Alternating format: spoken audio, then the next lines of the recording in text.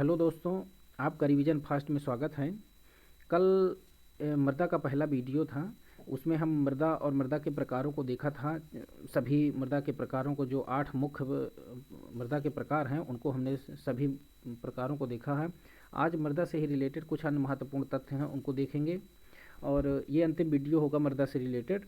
इसमें मृदा परिच्छेदिका है, मृदा अपरदन है, ऐसे ही महत्वपूर्ण तथ्य देखेंगे जो आर और यूपीपीसीएस के लिए बेहद ही महत्वपूर्ण है। मृदा से हर वर्ष 2 से 3 प्रश्न पूछा जाता है, वो चाहे आर हो और या पीसीएस का एग्ज़ाम हो, हर वर्ष इससे प्रश्न आता है।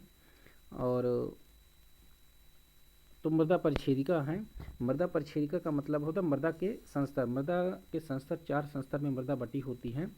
तो संस्तर ए होता है, जो ये सबसे ऊपरी मृदा होती है और यह उपजाऊ होती है। सर्वाधिक उपजाऊ यही संस्तर होता है और पौधों की अधिकांश जड़ें इसी संस्तर में होती हैं, संस्तर ए में। संस्तर बी जो होती है, इसको अधोमृदा बोलते हैं। संस्तर बी को अधोमृदा इसको बोलते हैं। और संस्तर सी में इसमें कैल्शियम कार्बोनेट एवं सल्फेट के लवणों का जमाव पाया जाता है। संस्तर सी में कैल्शियम कार्बोनेट एवं सल्फेट के लवणों का जमाव पाया जाता है। संस्तर डी जो होता है, इसमें जैविक क्रिया नहीं होती है और ना ही पौधों की जड़ें संस्तर डी में पहुंच पाती हैं। इसमें पौधों की जड़ें नहीं पहुंच पाती हैं संस्तर डी में। इसके बाद देखिए, ये हमने एक ग्राफ बनाया हुआ है। इसमें जितनी भी 8 मृदाएँ, जो मुख्य मृदा हैं, मृदा के प्रकार हैं, उन 8 मृदाओं में किस तत्व की अधिकता है और किस तत्व की कमी पाई जाती है, उनको हम एक छोटा सा ग्राफ है तो आप इसको देख लीजिएगा। जैसे जलोढ़ मृदा है, तो जलोढ़ मृदा में अधिकता होती है, पोटास की अधिकता होती है, फास्फोरिक एसिड की अधिकता होती है, चूना और जैविक पदार्थ की अधिकता होती है। इसमें जलोढ़ मृदा में कमी किसकी होती है? नाइट्रोजन की कमी होती है और ह्यूमस की कमी होती है। अधिकांश मृदाओं में नाइट्रोजन और ह्यूमस की तो लगभग सभी मृदाओं में कमी होती ही है और फास्फोरस की भी कमी होती है, लेकिन यहाँ पे फास्फोरिक एसिड, जलोढ़ मृदा में फास्फोरिक एसिड की अधिकता होती है। पोटास, फास्फोरिक एसिड, चूना और जैविक पदार्थ की अधिकता होती है। वहीं लाल मृदा की बात करेंगे। जलोढ़ मृदा जो है, ये सबसे विशाल मृदा है, सबसे ज़्यादा अधिक क्षेत्र में इसी का विस्तार है। उसके बाद दूसरे नंबर पे लाल मृदा आती है, इसका विस्तार दूसरे नंबर पे होता है। और इसमें अधिकता होती है, लोहा की अधिकता होती है, एल्युमिनियम की अधिकता होती है और चूने का अंश पाया जाता है लाल मृदा में। इसमें नाइट्रोजन, फास्फोरस और जीवांश पदार्थ की कमी होती है। इसके बाद काली मृदा देखेंगे। ये तीसरा सबसे बड़ी मृदा है, क्षेत्र में पाई जाती है। अधिकता होती है, इसमें लोहे की अधिकता है, चूना, कैल्शियम, पोटास और एल्युमिनियम की अधिकता होती है और मैग्नीशियम कार्बोनेट की भी अधिकता होती है। कमी, इसमें नाइट्रोजन, फास्फोरस और जैविक पदार्थ की कमी पाई जाती है। काली मृदा में मैग्नीशियम कार्बोनेट इसकी अधिकता होती है, एल्युमिनियम की, पोटास की, कैल्शियम की, चूने की और लोहे की अधिकता होती है। लैटराइट मृदा की बात करेंगे तो लैटराइट मृदा में लोहा और एल्युमिनियम की अधिकता होती है और कमी पाई जाती है नाइट्रोजन, पोटास, चूना, जैविक पदार्थ और नाइट्रोजन, पोटास, चूना और जैविक पदार्थ की कमी पाई जाती है। मरुस्थलीय मृदा की बात करेंगे तो मरुस्थलीय मृदा में अधिकता होती है, कैल्शियम कार्बोनेट की अधिकता होती है, ये इंपॉर्टेंट है, फास्फोरस की अधिकता होती है और इसमें कमी पाई जाती है जैविक पदार्थ और नाइट्रोजन की। पर्वतीय मृदा की बात करेंगे, इसमें जीवांश पदार्थ अधिकता होती है, जीवांश पदार्थ की अधिकता होती है। और जैसे अन्य उपयुक्त जो मृदाएं हैं, इनमें आपने देखा कि जीवांश पदार्थ की कमी होती है जैविक पदार्थ की, लेकिन पर्वतीय मृदा में जीवांश पदार्थ की अधिकता होती है। जैसे अगर हिमालय की बात करेंगे तो हिमालय में जीवांश पदार्थ की काफ़ी अधिकता पाई जाती है। कमी है तो पोटास की कमी है, चूना की कमी रहती है और फास्फोरस की कमी रहती है। पीट मृदा की बात करेंगे तो पीट मृदा में जैविक पदार्थ यहाँ भी अधिकता होती है। पीट मृदा में भी जैविक पदार्थ की, घुलनशील नमक की मात्रा यहाँ पे पीट मृदा में अधिक होती है और कमी होती है, पोटास और फास्फेट की कमी होती है। अब देखेंगे मृदा संरक्षण है। मृदा संरक्षण अपक्षय व अपरदन को रोकना, यही मृदा संरक्षण है। जो अपक्षय होता है और जो अपरदन होता है मृदा का, उसी को रोकना मृदा संरक्षण है। तो मृदा संरक्षण को कैसे रोका जा सकता है ये बताया गया है। सस्यावर्तन करके मृदा संरक्षण को रोका जा सकता है। सस्यावर्तन का मतलब यहाँ पे है फसलों का हेर फेर करना। फसलों का हेर फेर का मतलब ये है कि जैसे किसी खेत में इस साल गेहूं लगा दिया गया तो अगले साल उसमें मतलब फसलों का चेंज करना, फसलें अगले साल उसमें सरसों लगा दिया गया या अरहर लगा दी गई या मटर लगा दिया गया, तो ये सस्यावर्तन होता है, फसलों का हेर फेर करना। वेदी का निर्माण, वेदी का निर्माण करना है। वायु रोध, वायु को रोकने के लिए, क्योंकि वायु अपर्दन भी होता है, वायु अपर्दन, तो वायु रोध अगर बना दिया जाएगा वायु को रोकने के लिए तो मृदा अपरदन कम होगा, उससे मृदा संरक्षण होगा वायु रोध से। नियंत्रित चराई, चराई को अगर नियंत्रित किया जाए तो उससे भी मृदा संरक्षण होगा। आवरण फसलों उगाना, आवरण फसलें उगाना है। मिश्रित खेती करके हैं, मिश्रित खेती करके भी मृदा संरक्षण किया जा सकता है। 15 से 25% ढाल प्रवणता वाले 15 से 25% ढाल प्रवणता वाली भूमि का उपयोग कृषि के लिए नहीं होना चाहिए। जहाँ पे 15 से 25% ढाल प्रवणता पाई जाती है जिस भूमि पर, वहाँ पे कृषि के लिए उसका उपयोग नहीं होना चाहिए, क्योंकि वहाँ पे मृदा अपरदन बहुत ज़्यादा होगा। अपरदन, वहाँ का अपरदन और अपक्षय दोनों बहुत ज़्यादा होगा, क्योंकि बारिश होगी तो भी अपरदन हो जाएगा और हवा चलेगी, मतलब हवा के द्वारा अपरदन जो होगा तो वो भी वहाँ पे अधिक होगा। तो इसलिए 15 से 25 जो प्रतिशत ढाल प्रवणता वाली भूमि का उपयोग कृषि के लिए नहीं होना चाहिए। अब कुछ महत्वपूर्ण तथ्य हैं। सर्वाधिक लवणीय मृदा आपको गुजरात में पाई जाती है। सर्वाधिक क्षारीय मृदा यूपी में पाई जाती है। सर्वाधिक क्षारीय मृदा यूपी में पाई जाती हैं। सर्वाधिक मृदा अपरदन राजस्थान में पाया जाता है। ये मृदा अपरदन, सर्वाधिक मृदा अपरदन राजस्थान में पाया जाता है। सर्वाधिक बंजर भूमि क्षेत्रफल में, सर्वाधिक बंजर भूमि राजस्थान में है। सबसे ज़्यादा बंजर भूमि का क्षेत्रफल राजस्थान में है और न्यूनतम बंजर भूमि का क्षेत्रफल पंजाब में है। सर्वाधिक सूखाग्रस्त क्षेत्र राजस्थान में है। आप जानते हैं कि 25 सेंटीमीटर बारिश होती है, मिलीमीटर। मृदा अवक्षय और अवकर्षण, मृदा अवक्षय या मृदा अवकर्षण मृदा की उर्वरता में ह्रास को दर्शाता है। मृदा की जो उर्वरता हो जाती है वही मृदा अवक्षय होता है या अवकर्षण इसी को भी बोलते हैं। तो मृदा की उर्वरता में ह्रास मृदा अवक्षय या मृदा अवकर्षण होता है। मृदा की उर्वरता तथा उत्पादकता सुधारने के लिए इसमें कई विधियां हैं जो मृदा की उर्वरता और उत्पादकता को सुधार सकते हैं, जिसके द्वारा सुधारा जा सकता है। जैविक पदार्थों का उपयोग करके मृदा की उर्वरता और उत्पादकता को बढ़ा सकते हैं, सुधार सकते हैं। रासायनिक उर्वरकों द्वारा, कुछ रासायनिक उर्वरकों द्वारा भी किया जा सकता है। सस्यावर्तन के द्वारा भूमि को परती छोड़ना, भूमि को परती छोड़ना का यहाँ तात्पर्य ये है कि कुछ एक वर्ष के लिए भूमि को परती छोड़ देना, फिर फसल उगाना, ये भूमि की उर्वरता को बढ़ाता है। और यहाँ परती छोड़ने का तात्पर्य ऐसा नहीं है कि वहाँ उस खेत में कभी फसल नहीं उगाई जाएगी। तो 1 साल के लिए या 2 साल के लिए परती छोड़ देना, फिर उसमें फसलें उगाना, तो वो उर्वरता को और उत्पादकता दोनों को बढ़ाने का कार्य करता है।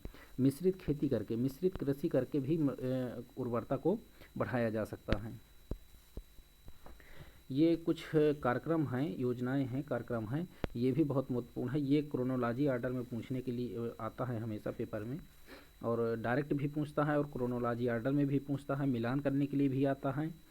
एकीकृत बंजर भूमि विकास कार्यक्रम 1989 में ये शुरू किया गया था। एकीकृत बंजर भूमि विकास कार्यक्रम ये 1989 में शुरू किया गया था। सूखा क्षेत्र कार्यक्रम 1973 में शुरू किया गया था। सूखा क्षेत्र कार्यक्रम।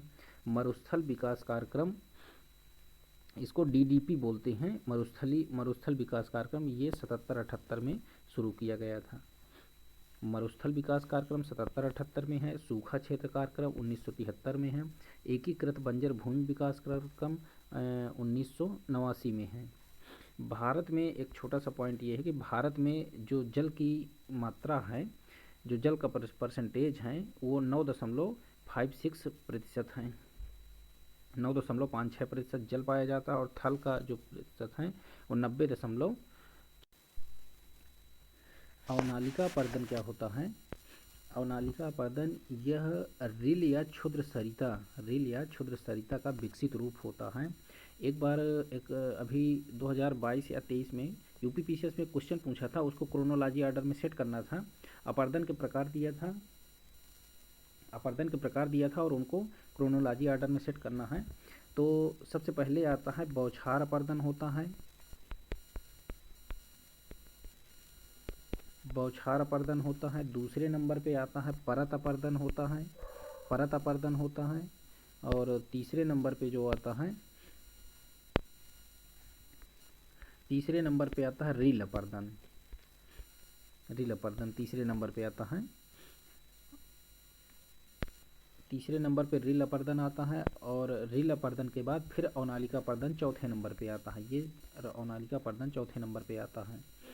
ये क्रम होता है, 7-8 क्रम है इसके, जो अपर्दन के क्रम होते हैं। ये क्रोनोलॉजी ऑर्डर में पूछता है। तो जो बौछार अपर्दन होता है आगे आएगा, तो हम देखेंगे, आगे है इसी में। तो अवनालिका अपर्दन रील अपर्दन या क्षुद्र सरिता का विकसित रूप होता है। यह यू आकार अथवा बी आकार अथवा सुरंग का आकार ग्रहण करती है। चंबल नदी क्षेत्र जो है, मालवा का जो पठार होता है, जो चंबल घाटी क्षेत्र है जिसको बोलते हैं, वो सर्वाधिक अवनालिका अपर्दन से प्रभावित क्षेत्र है। इसके बाद उत्खात भूमि देखेंगे।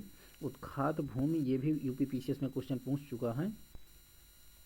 उत्खात भूमि या बैडलैंड, इसी को बंजर भूमि बोलते हैं या वेस्टलैंड बोलते हैं। वेस्टलैंड, बैडलैंड, बंजर भूमि या वेस्टलैंड या उत्खात भूमि बोलते हैं। उत्खात भूमि जो बैडलैंड होती है, यह हिमालयी, पश्चिमी घाट और प्रायद्वीपीय उच्च भूमियों जैसे तीव्र ढालों वाले क्षेत्रों में अपर्दन के विस्तृत क्षेत्र को कहते हैं। जो हिमालय, पश्चिमी घाट और प्रायद्वीपीय उच्च भूमियों पर तीव्र ढाल वाले क्षेत्रों में अपर्दन के द्वारा जो विस्तृत क्षेत्र बनता है, उसी को उत्खात भूमि बोलते हैं। अर्थात इसका मतलब है कि जो ऊंचाई वाले स्थानों पे अपर्दन के द्वारा जो विस्तृत क्षेत्र बनता है, उसी को जो है उत्खात भूमि या बंजर भूमि या बैडलैंड या वेस्टलैंड बोलते हैं। ये इंग्लिश में भी इसका आ चुका है क्वेश्चन, इंग्लिश में भी दिया था, बैडलैंड क्या है, उत्खात भूमि भी पूछ चुका है। इसके क्षेत्र जो हैं, 4 प्रमुख क्षेत्र हैं इसके उत्खात भूमि के। पहला क्षेत्र है पंजाब में शिवालिक के दक्षिणी ढाल पर ये पहला क्षेत्र है। दूसरा क्षेत्र है चंबल व उसकी सहायक नदियों के मध्यवर्ती एवं निचले मार्ग चंबल और यमुना का जो द्वाब है, वहाँ पे जो है उत्खात भूमि या बंजर भूमि या बैडलैंड अधिक विकसित हैं। और तीसरा नंबर है छोटा नागपुर प्रदेश है, राजमहल पहाड़ियों का कुछ भाग है छोटा नागपुर प्रदेश, और राजमहल की पहाड़ियों का कुछ भाग, ये जो है उत्खात भूमि से प्रभावित है। चौथा है गुजरात में खंभात की खाड़ी के पूर्व और उत्तर पूर्वी क्षेत्र पर उत्खात भूमि, बंजर भूमि, बैडलैंड या वेस्टलैंड जो है विकसित है, मतलब विकास ज़्यादा है यहाँ पे। भूमि विघटन, इसका सर्वाधिक विस्तार जो है भूमि विघटन या लैंड डिग्रेडेशन भी बोलते हैं इसको, लैंड डिग्रेडेशन, राजस्थान में इसका विकास सर्वाधिक विस्तार है भूमि विघटन का। मृदा में नाइट्रोजन स्थिरीकरण करने वाली जो फसलें हैं, प्रमुख फसलें हैं, आप इनको देख लीजिएगा, ये भी क्वेश्चन हमेशा अक्सर पूछता रहता है।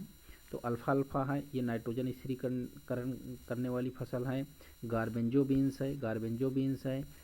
तीसरे नंबर में ड्राई बीन्स है। चौथे नंबर में सोयाबीन है। पाँचवें नंबर पे मटर है और उड़द है। अल्फाल्फा घास होती है, और गार्बेंजो बीन्स ये भी एक घास का ही प्रकार है। ड्राई बीन्स है, सोयाबीन है, मटर है और उड़द है। ये सभी नाइट्रोजन स्थिरीकरण करने वाली फसलें हैं। मृदा अपर्दन प्रक्रियाओं का अनुक्रम, ये आया है क्रम, ये जल के द्वारा है। जल के द्वारा जो अपर्दन होता है उसका अनुक्रम है दिया हुआ है। तो जल के द्वारा अपर्दन, इसमें आता है सबसे पहले अस्फाल अपर्दन, बौछार अपर्दन या अपस्फुरण अपर्दन, इसी को बोलते हैं।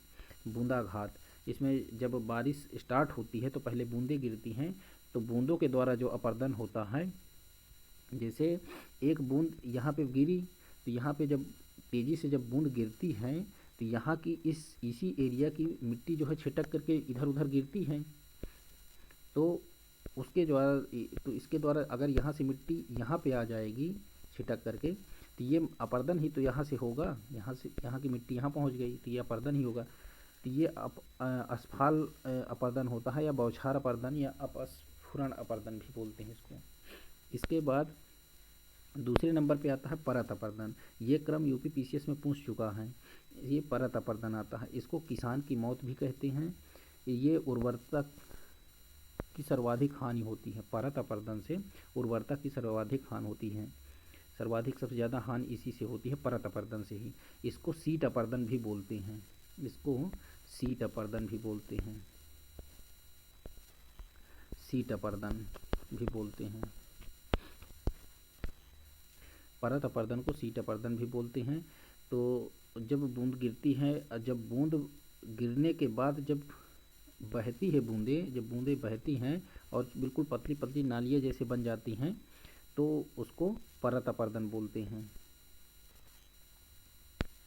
उसके बाद रिल अपर्दन आता है। रिल अपर्दन, इसमें छोटी व कम गहरी नालियाँ बनती हैं, छोटी व कम गहरी नालियाँ बनती हैं। इसी को क्षुद्र सरिता अपर्दन भी बोलते हैं, क्षुद्र सरिता अपर्दन। रील अपर्दन को क्षुद्र सरिता अपर्दन बोलते हैं। ये छोटी और कम गहरी नालियाँ बनती हैं। और नालिका अपर्दन होता है, इसमें सब इससे बड़ी नालियाँ बनती हैं, रील अपर्दन से बड़ी नालियाँ बन जाती हैं। इसको गली अपर्दन भी बोलते हैं। और नालिका अपर्दन को गली अपर्दन, मतलब एक गली जैसे बन जाती हैं, तो वही गली अपर्दन इसको बोलते हैं। उसके बाद 5वें नंबर पे आता है भूस्खलन आता है, भूस्खलन क्षरण आता है। 6वें नंबर पे सरिता तट क्षरण आता है। ये सभी अपर्दन जो होते हैं, ये 9 अपर्दन हैं। ये 9 अपर्दन के प्रकार हैं। ये सभी जल के द्वारा होते हैं अपर्दन, जल के द्वारा जो अपर्दन होता है उन्हीं का उदाहरण दिया हुआ है। पीटिका क्षरण होता है, हिमानी क्षरण होता है और सागरी क्षरण होता है। सागरी क्षरण यहाँ का मतलब यहाँ के जो सागर तट के किनारे हैं, तो वहाँ भी अपर्दन होता है ना, सागर के लहरों के द्वारा, तो वही है दिया है, सागर क्षरण होता है। तो सागर के लहरों के द्वारा जो अपर्दन होता है। सरिता तट अपर्दन, सरिता तट अपर्दन जो झील झरनों के द्वारा जो अपर्दन होता है। हिमानी अपर्दन होता है, जो बर्फ़ के पिघलने के कारण जो अपर्दन होता है उसको हिमानी अपर्दन बोलते हैं। आगे हम देखेंगे वायु द्वारा मृदा अपर्दन जो होता है, वायु के द्वारा मृदा अपर्दन। ये सर्वाधिक इसका जो प्रभावित क्षेत्र है, वायु के द्वारा जो प्रभावित क्षेत्र है उनको देखेंगे। पश्चिमी एवं उत्तर पश्चिमी राजस्थान है, पश्चिम एवं उत्तर पश्चिमी राजस्थान है। इसको आप जैसे है ऐसे ही याद रखिएगा, जैसे दिया है राजस्थान के बारे में, जैसे दिया है कि पश्चिम एवं उत्तर पश्चिम राजस्थान, क्योंकि अब पेपर में स्पेसिफिक पूरा डायरेक्शन दे के पूछता है, तो आप इसको याद रखिएगा, पश्चिम एवं उत्तर पश्चिमी राजस्थान।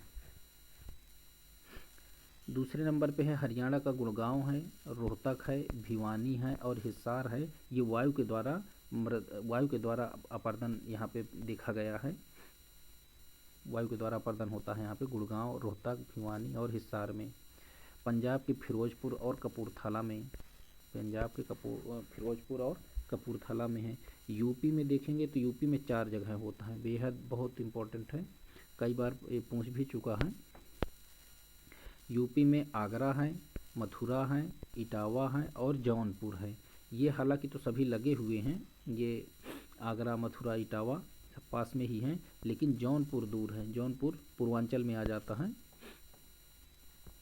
प्रतापगढ़ के बगल में है जौनपुर, तो इसको आप याद रखिएगा। जौनपुर भी ये वायु के द्वारा मृदा अपर्दन यहाँ देखा गया है। इसके बाद आता है पश्चिम बंगाल का मिदनापुर आता है। मिदनापुर एरिया आप स्पेसिफिक याद रखिएगा।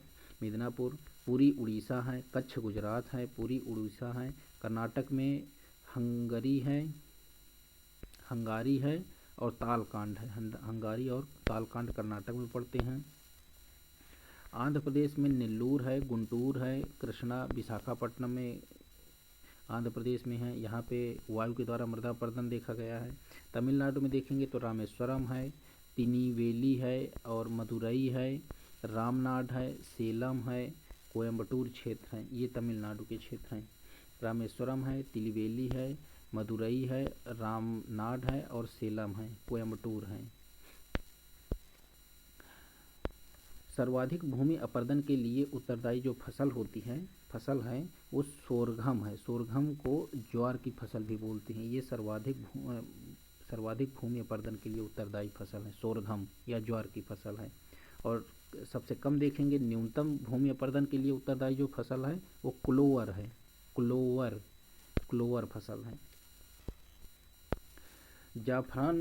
जाफरान को केसर भी बोलते हैं, ये भी क्वेश्चन पूछ चुका है। जाफरान केसर, इसकी खेती के लिए कश्मीर घाटी प्रसिद्ध है। जाफरान की खेती के लिए कश्मीर घाटी प्रसिद्ध है। यह जो जाफरान की खेती होती है ये करेवा मृदा में, कौन सी मृदा में? करेवा मृदा। और करेवा मृदा कश्मीर घाटी में ही पाई जाती है। ये दोनों क्वेश्चन पूछ चुका है, करेवा मृदा कहाँ पाई जाती है और जाफरान की खेती कहाँ होती है, दोनों कश्मीर की घाटी में है। कश्मीर में या करेवास मृतिका या बुदूर में उपजाई जाती हैं। ताजे जल द्वारा जमा की गई मृदा होती है। जो करेवा मृदा होती है ये ताजे जल के द्वारा जो जमा की गई मृदा होती है उसी को करेवा मृदा बोलते हैं। करेवा मृदा।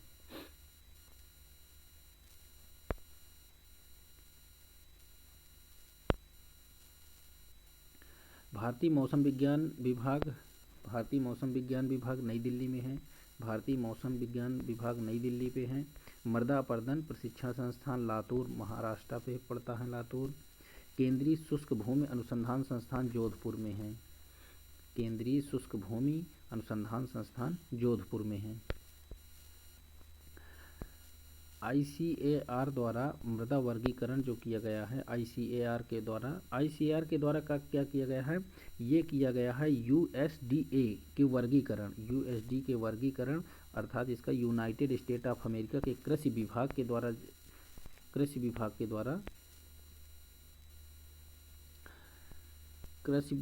के द्वारा जो वर्गीकरण किया गया है, इसी के आधार पर ICAR ने मृदा का वर्गीकरण किया है। USDA के आधार पर ICAR ने वर्गीकरण किया है। ये इसका केंद्र नई दिल्ली में है, ICAR का मुख्यालय नई दिल्ली में है। तो ये भी क्वेश्चन पूछ चुका है 2023 PCS में ही क्वेश्चन पूछा था। इसमें नंबर 1 में आता है इंसेप्टिसोल 2023 में क्वेश्चन पूछा था यूपी PCS में। इंसेप्टिसोल ये 39% क्षेत्र पर पाई जाती है भारत में, 39% एरिया पे, कुल भारत के क्षेत्रफल के 39% क्षेत्र में पाई जाती है। और इंसेप्टिसोल को ही बांगर मृदा भी बोलते हैं। बांगर मृदा या गंगा सिंधु ब्रह्मपुत्र घाटी में पाई जाती हैं। उसके बाद आता है एंटीसोल्स 28% क्षेत्र पर पाई जाती है। इसको खादर मृदा बोलते हैं। एंटीसोल्स को खादर मृदा बोलते हैं। ये 28% क्षेत्र पर पाई जाती हैं। इंसेप्टिसोल को 39% क्षेत्र पर, इसको बांगर मृदा कहते हैं इसको। और एल्फीसोल्स जो होता है ये 13% क्षेत्र में पाई जाती है। एल्फीसोल्स 13% क्षेत्र पर। ये लेटराइट और लाल मृदा होती हैं। एल्फीसोल्स जो होती है लेटराइट और लाल मृदा होती हैं। वर्टिसोल्स जो होती है 8% क्षेत्र पर पाई जाती है। दक्षिण भारत की काली मृदा जो होती है वो वर्टिसोल के अंतर्गत आती हैं। एरिडीसोल्स जो होती है 4% क्षेत्र पर हैं। ये शुष्क क्षेत्र की मृदा है पंजाब, राजस्थान और गुजरात में। ये एरिडीसोल ये शुष्क क्षेत्र की मृदा है, 4% क्षेत्र पर पाई जाती है। अल्टीसोल्स जो है 2% क्षेत्र पर है। ये लाल पीले रंग की होती है अल्टीसोल्स। मॉलीसोल्स जो होती है 0.4% है। इसको चेस्टनट, चरनोजम यूपी हिमाचल प्रदेश में और पूर्वी हिमालय केंद्र में इसका ये पाई जाती है मृदा मॉलीसोल्स के बाद एंडीसोल्स है। एंडीसोल्स जो होती हैं ये ज्वालामुखी के मुहाने पर बनने वाली मृदा है। एंडीसोल्स ज्वालामुखी के मुहाने पर बनने वाली मृदा एल्डीसोल्स है। और ऑक्सीसोल्स जो होती है ये सर्वाधिक अपक्षायित मृदा है। ऑक्सीसोल जो होती है ये सर्वाधिक अपक्षायित मृदा है, सबसे ज़्यादा अपक्षायित मृदा है ऑक्सीसोल। मृदा अपरदन से सर्वाधिक जो प्रभावित क्षेत्र हैं, इसमें नंबर 1 में मृदा अपरदन से सर्वाधिक प्रभावित क्षेत्र हैं चंबल और यमुना का क्षेत्र है। दूसरे नंबर पे पश्चिम हिमालय का गिरिपदी प्रदेश है, इसको याद रखिएगा, गिरिपदी प्रदेश है, पश्चिमी हिमालय का है, पूर्वी हिमालय का नहीं है, यही क्वेश्चन देगा। और आप कंफ्यूज हो जाएंगे। तो पश्चिम हिमालय का गिरिपदी क्षेत्र है, ना कि पूर्वी हिमालय का है। शिवालिक पहाड़ियों के पाद क्षेत्र हैं। चौथे नंबर पे मालवा पठार आता है, ताप्ती से साबरमती तक का क्षेत्र आता है। पाँचवें में महाराष्ट्र का काली मिट्टी का क्षेत्र आता है, ये मृदा पर्दन से सर्वाधिक प्रभावित है। हरियाणा, राजस्थान और गुजरात आता है। कृषि में जल संरक्षण में सहायक जो होता है, कृषि में जल संरक्षण में सहायक भूमि की कम या शून्य जुताई होती है। भूमि की कम जुताई करिए या शून्य जुताई करिए। खेत में सिंचाई के पूर्व जिप्सम का प्रयोग करना, सिंचाई के पूर्व जिप्सम का प्रयोग करना ये जल संरक्षण में सहायता करता है। फसल अवशेष को खेत में ही रहने देना, फसल अवशेष इसलिए फसल अवशेष को नमी बनी रहती है, तो फसल अवशेष को खेत में ही रहने देना, जिससे नमी बनी रहती है तो जल संरक्षण होता है, ये जल संरक्षण में सहायक होता है। अब कुछ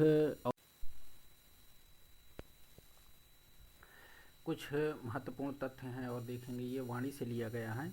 पारिस्थितिकी आधार पर मृदा के प्रकार, पारिस्थितिकी आधार पर मृदा के प्रकार 4 प्रकार के होती हैं। इसमें नंबर 1 में आता है अवशिष्ट मृदा, जो मिट्टी बनने के स्थान पर ही पड़ी रहती है उसे अवशिष्ट मृदा बोलते हैं। वाहित मृदा ट्रांसपोर्टेड सॉइल होती है, यह मिट्टी बनने वाले स्थान से बह करके आई हुई मिट्टी होती है, ये वाहित मिट्टी होती है। तीसरे नंबर पे आता है जलोढ़ मिट्टी, जो मिट्टी जल के द्वारा बहकर दूसरे स्थान पर पहुंचती है उसे जलोढ़ मिट्टी बोलते हैं। वातोढ़ मिट्टी क्या होती है, जो मिट्टी वायु के द्वारा उड़कर दूसरे स्थान पर पहुंचती है उसको वातोढ़ मिट्टी बोलती हैं।